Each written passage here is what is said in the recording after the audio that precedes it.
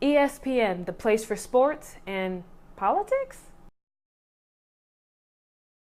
Hello everybody, what is up? I'm Julia, friends call me J-Rock. Thank you for tuning into Tumbleweed Logic one more time. Right now we're gonna hop into another episode of The Morning After. This is episode 2. Let's just get into it. Jemele Hill. If you've been paying attention to the news at all this week, you've probably been following the drama since about Monday.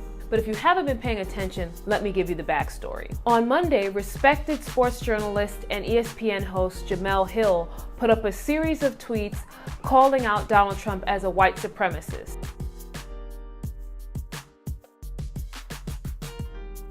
As you might imagine, the tweets caused a huge uproar. A lot of people were in agreement, especially in the African American community, but of course, the masses were all upset about these tweets, saying that it was inappropriate, she's being racist, etc., etc. So that happened on Monday. On Tuesday, ESPN then comes out basically saying, hey, Jemele's opinions are her own. They don't reflect the position of ESPN. We've spoken to Jemele about the issue and she realizes her actions were inappropriate. So Monday she calls him out.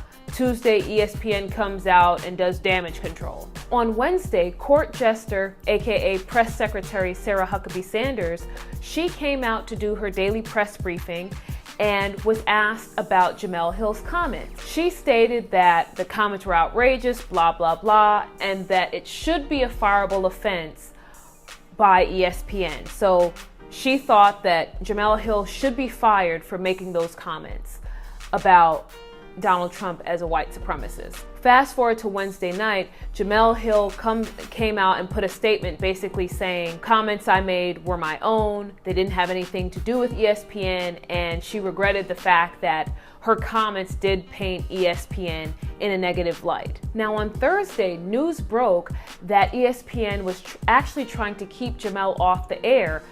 On Wednesday night, her show, The Six, that she co-hosts with Michael Smith, that airs at 6 p.m. And the word is that ESPN had tried to keep her from doing that slot on Wednesday, I guess in light of the comments. But apparently the co-host, Smith, he basically said, I'm not doing the show without her. So it nixed that idea. As a plan B, ESPN reached out to two other African-American hosts, Michael Eaves and Ella Duncan. Hopefully I'm not butchering her name. They reached out to those two and they basically didn't agree to do it either. So it ended up that Jemele still went on and did the show. Now here's what I find funny about this entire controversy. Well, there's nothing really hilarious about it, but here's what I find interesting about this controversy. All of this is bubbling while a resolution from Congress was delivered to Donald Trump for him to sign condemning white supremacists. At the time of the filming of this video, word has come out that he has finally signed the document, but all week long there were questions about whether or not he would sign this resolution condemning white supremacists. So it stands to reason that if someone is having a very difficult time condemning white supremacists, neo-Nazis, etc., if they're having that difficult of a time knowing the despicable characters that they are, one wonders why not. Could it be that you're one of them? Just saying. And the other thing that I find very interesting is that it's freedom of speech. You know, she didn't make any threats towards him or anything like that. She shared her feelings about Donald Trump and his behavior, and she basically articulated why she thought so and what it was based on. So this is a free country. The First Amendment protects our rights to free speech, and if we're not happy with the government we have every right to speak out against it. So I think it was inappropriate, even though Sarah Huckabee Sanders did not basically say, ESPN, go fire Jemele Hill, the fact that she even referenced that it should be a fireable offense, why? It's freedom of speech. She didn't attack anyone, she didn't harm anyone, she was basically saying, this is what I feel, this is what I think of the president we have. And lest we forget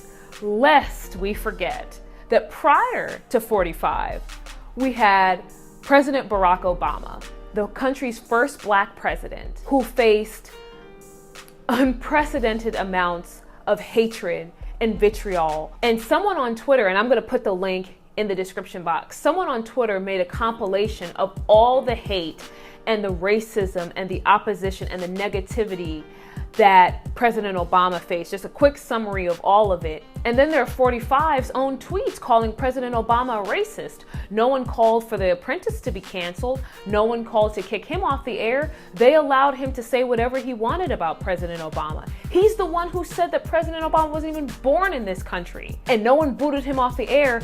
Meanwhile, we all know that President Obama has a real birth certificate for being born in the US. Donald Trump faced no repercussions at all talking about the President of the United States. But for some reason, this respected sports journalist, she's getting all of this flack and people are calling for her to be fired from ESPN because she's stating her feelings about the government and the president that is running the country right now. So I wanted to bring it to you guys because for me, I don't think that anything should happen to Jemele Hill. And I appreciate the fact that so many other journalists and actors and stars have stood with her. Unless we forget the people that Donald Trump catered to during his campaign were people who were white supremacists and people who thought that white people were superior to everyone else. He talked about Mexicans being rapists and bringing in drugs. He talked about the fact that a judge couldn't properly preside over his case because he was of Mexican descent. He tried to put in place a ban against Muslims. You know, he called for violence during his campaign rallies. He said that there were good people in the Charlottesville rally who were standing with the white supremacists. What? I don't understand why Jemele Hill's comments have caused such an uproar when we've seen the pattern of behavior from 45. I don't understand. It's not like she made this huge leap. I mean, his actions bear it out. You may not think that he's a white supremacist in the very nature of the word. Perhaps you don't, but you have to ask yourself, if there's someone in office who's the leader of the free world, if this person sides with, excuses, trivializes the behavior of people who are white supremacists, Nazis, Ku Klux Klan members, if this person is okay with that, what does that make them?